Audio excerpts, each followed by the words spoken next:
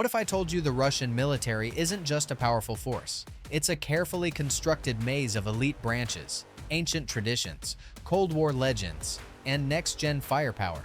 When most people hear Russian military, they picture rows of tanks, icy battlefields, and grim-faced soldiers. But that's just the surface. Behind that stoic exterior lies one of the world's most multifaceted fighting machines, a system built not only for brute strength, but for global intimidation, rapid technological advancement, and even space warfare. From covert ground ops to nuclear command bunkers carved into mountains, Russia's military machine is like a well-oiled enigma.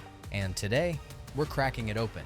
In this video, we're going far beyond the headlines and the propaganda. You'll discover how each branch, from the ground forces to the strategic missile forces, plays a specific role in Russia's long-term military vision.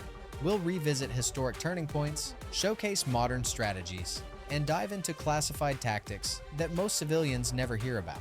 Whether you're fascinated by military history, geopolitics, or just want to understand what makes this superpower tick, this journey through the Russian military branches is your all-access pass. Comment below which military you want us to break down next: US, China, North Korea. Let's build a global series together. Strap in, because this isn't just a documentary, it's an intel drop. The ground forces, the backbone of the bear. If the Russian military were a body, the ground forces would be the iron spine holding it upright. With over 280,000 active personnel and hundreds of thousands more in reserves, this is Russia's largest military branch, and the one that bleeds, grinds, and conquers on the front lines. It's not glamorous, it's not subtle, but it's devastatingly effective in the way only a century-old war machine can be. These forces trace their roots back to the Imperial Russian Army, but they truly earned their mythic status during the Second World War. Remember the Battle of Stalingrad? The grinding urban warfare, the bitter cold, the refusal to surrender. That wasn't just Soviet resolve. That was the psychological DNA of today's ground forces. From Kursk to Berlin, their legacy was forged in blood and fire. But fast forward to the modern era, and it's not just about infantry rifles and tank columns anymore. Russia has modernized large swaths of its ground forces with BMP-3 infantry fighting vehicles, T-90M tanks, Iskander-M tactical missile systems, and highly mobile motorized rifle brigades. These are no longer just boots-in-the-mud soldiers. They're a mobile, tech-enhanced force capable of fast deployment across Russia's enormous terrain, from the icy Arctic to the Caucasus Mountains. What's more, their doctrine prioritizes hybrid warfare, a combination of conventional military might, cyber attacks, disinformation, and covert operations. This was on full display during the annexation of Crimea in 2014, where unmarked soldiers, dubbed Little Green Men, seized control with shocking speed and efficiency. No flags, no insignia, just a ghost force backed by state power. And while NATO often mocks Russia's ground gear as outdated or clunky, recent combat has shown that their strategy favors brutal endurance. These troops are trained to outlast, outdig, and outpressure opponents, leaning on Russia's deep stockpiles of artillery and armored vehicles that stretch back to the Soviet era, and still get results. One iconic example, the 1st Guards Tank Army, considered Russia's elite armored formation, trained for rapid armored warfare in Europe. This unit has been at the forefront of both exercises and active operations for years. It's more than a brigade. It's a statement of intent. So while the ground forces may not dominate headlines like Russia's nuclear arsenal or stealth fighters, they are the ones most likely to be first in, last out. And they're not going away anytime soon. The Russian Navy. Shadows on the water. While the Russian ground forces may draw most of the attention, the Russian Navy is where the mystery lives, in icy waters, sonar shadows, and whispers of submarine missions that never make headlines. It's not the world's biggest navy, but it might just be one of the most unpredictable. With a history dating back to Peter the Great, the Russian Navy is a symbol of ambition. Peter didn't just want a navy, he wanted power projection, and that tradition continues today. Split into 4 major fleets: the Northern, Pacific, Baltic, and Black Sea fleets, plus the Caspian flotilla. Russia's naval presence spans from the Arctic Ocean to the Persian Gulf. Each fleet plays a distinct geopolitical role, anchoring Russia's global presence and keeping rival nations guessing. But the real ghosts of the Russian Navy live underwater. The submarine fleet, especially the Borei-class and Yasin-class subs, are some of the most feared assets in the world. Equipped with nuclear ballistic missiles and stealth cruise systems, these vessels can vanish for months at a time, lurking beneath the polar ice or patrolling near NATO waters. Think of them as chess pieces with the power to end the game. The most iconic and infamous incident? The Kursk disaster in 2000. When the massive Oscar II-class submarine exploded and sank during a training exercise, the tragedy shook the Russian Navy to its core. But rather than folding, the Kremlin doubled down. Billions were pumped into rebuilding the subfleet, modernizing the surface fleet, and establishing Arctic strongholds that can launch operations year-round, even through frozen seas. Today, the Navy operates a mix of corvettes, destroyers, frigates, and even one aging but still formidable aircraft carrier, the Admiral Kuznetsov. Yes, it has its issues. Smoke-belching engines, breakdowns, but it's also a symbol of national pride, and Russia isn't giving it up anytime soon. Add in hypersonic missile testing off the coasts, joint drills with China, and aggressive maneuvers near NATO borders, and you've got a Navy designed for psychological warfare as much as physical. In short, the Russian Navy isn't trying to win a head-to-head sea war. It's built to outlast, outhide, and outbluff. A floating poker hand with a nuclear wildcard. The Russian Air Force, wings of the Cold War. If the ground forces are Russia's fists and the Navy is its shadow, then the Russian Air Force is its wings. Fast, loud, and forged in the freezing jet stream of Cold War brinkmanship. Known officially as the Russian Aerospace Forces, VKS, since 2015. This branch brings together air power, air defense, and even space operations under one command, a reorganization designed to create maximum synergy in modern warfare. But let's rewind for a second. In the days of the Soviet Union, the Air Force was more than a military asset. It was a symbol of prestige. The MiG and Sukhoi jets weren't just metal, they were propaganda icons. Air shows were stages. Dogfights over proxy war zones were power plays. And air superiority wasn't just desired, it was expected. Fast forward to today, and Russia still holds on to that aerial legacy. Fighters like the Su-35, the MiG-31, and the next-gen Su-57 stealth jet form the sharp end of Russia's airborne spear. While not as stealthy or tech-packed as the American F-22 or F-35, these aircraft aren't built for subtlety. They're built to dominate dogfights, push back NATO reconnaissance, and scramble into contested skies with speed and muscle. But it's not just fighters. The VKS controls a fleet of long-range strategic bombers like the Tu-160 White Swan, capable of carrying nuclear warheads halfway across the planet. These bombers regularly fly near European airspace, prompting NATO intercepts and international headlines. It's saber-rattling, sure, but it's calculated. One of the Air Force's most notorious chapters came during the Syrian civil war, where Russian air assets launched thousands of sorties in support of Bashar al-Assad's regime. It was more than a battlefield. It was a live demonstration of Russian air power, precision strikes, close air support, and real-world testing of new systems in desert conditions. And behind the scenes, Russia maintains one of the world's largest and most layered air defense networks. The S-400 Triumph system, a crown jewel in their arsenal, can track and shoot down aircraft or missiles over 400 kilometers away. Countries like Turkey and India have lined up to buy it, much to NATO's dismay. Add to that the growing fusion of space-based surveillance, satellite warfare preparation, and hypersonic missile development, and the VKS is no longer just about jets. It's about controlling the aerial chessboard.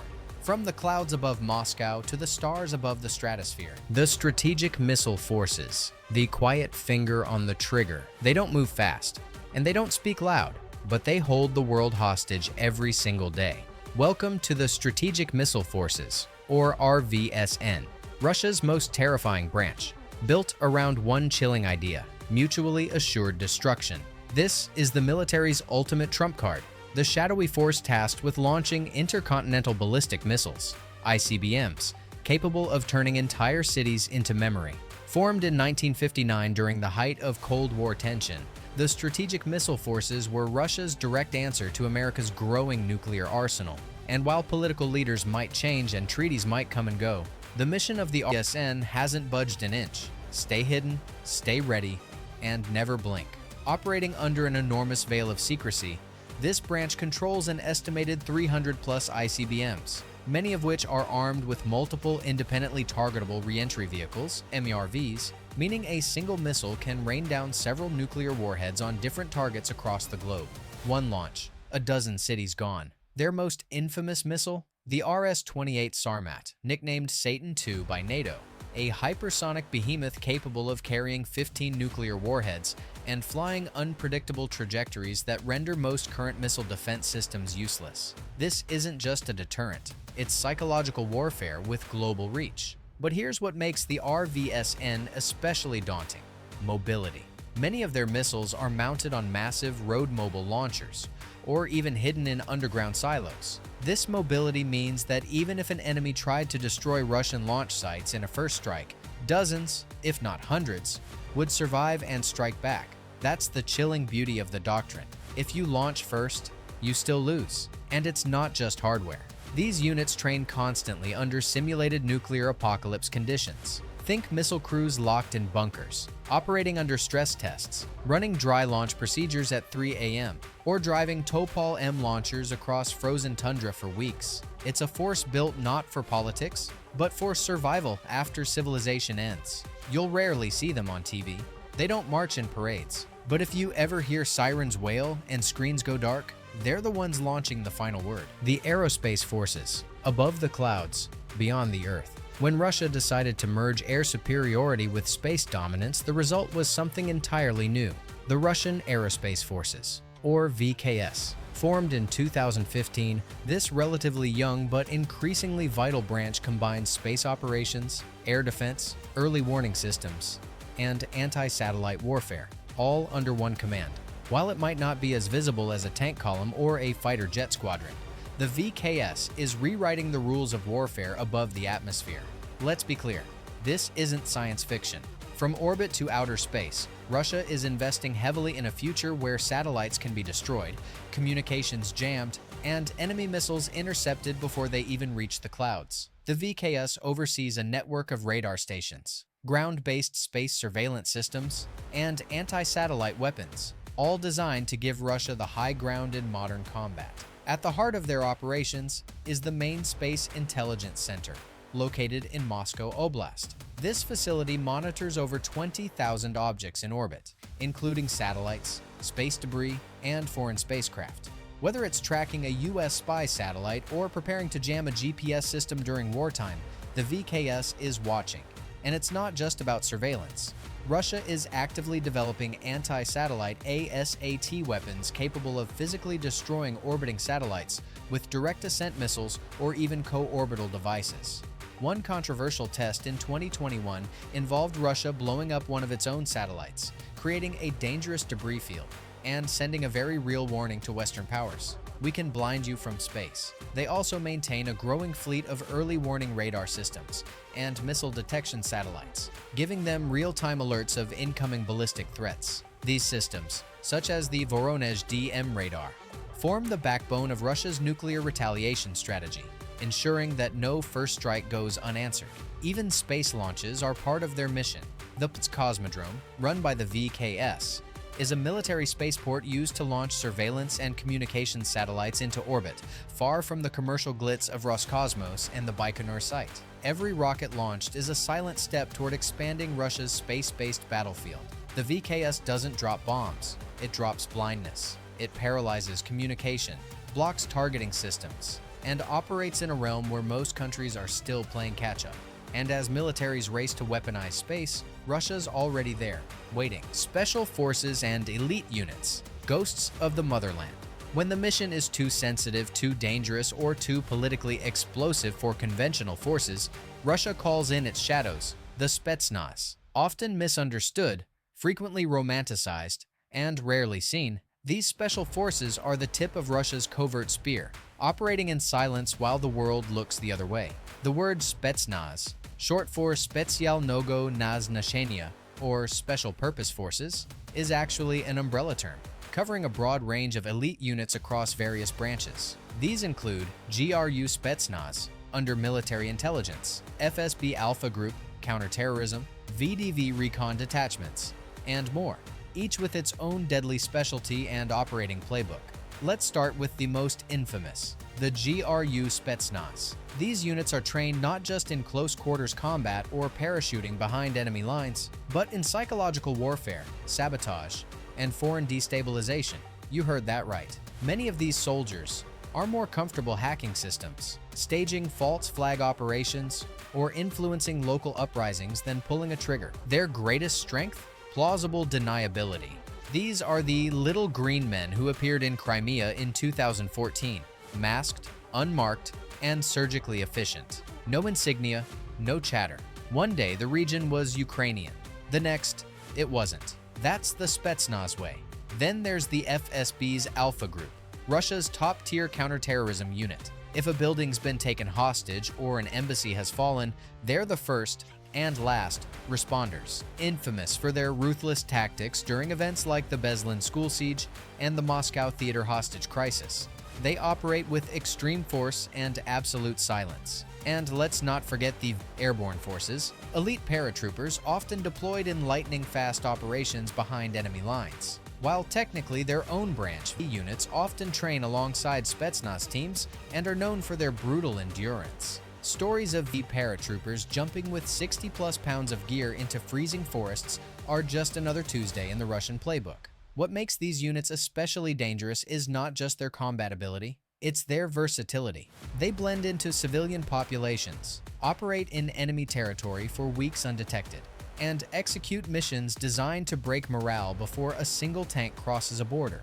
And perhaps the most chilling fact, you'll rarely hear about their victories, because they were never supposed to be there to begin with. Why this matters more than ever. So now you've seen it. The full might of the Russian military machine, not as a monolith, but as a complex organism made up of branches that each serve a distinct strategic purpose. From trench warfare to the stars, from nuclear threats to psychological operations, Russia's military isn't just about raw strength. It's about positioning, patience, and presence. Every branch we explored, the ground forces, Navy, Air Force, Strategic Missile Forces, Aerospace Command, and the Spetsnaz units, tells a different story. A story of tradition and reinvention, of a nation shaped by centuries of war, revolution, and isolation, of a superpower that, no matter how many sanctions or scandals it faces, still knows how to project fear, respect, and resilience on the world stage. And make no mistake, this matters more than ever.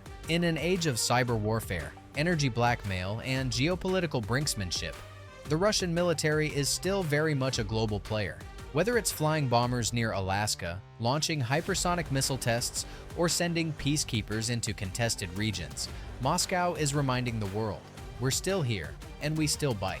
But understanding this system doesn't just make you informed, it makes you prepared. Because behind every conflict, every news headline, every UN meeting, there are branches like these, planning, watching, and waiting.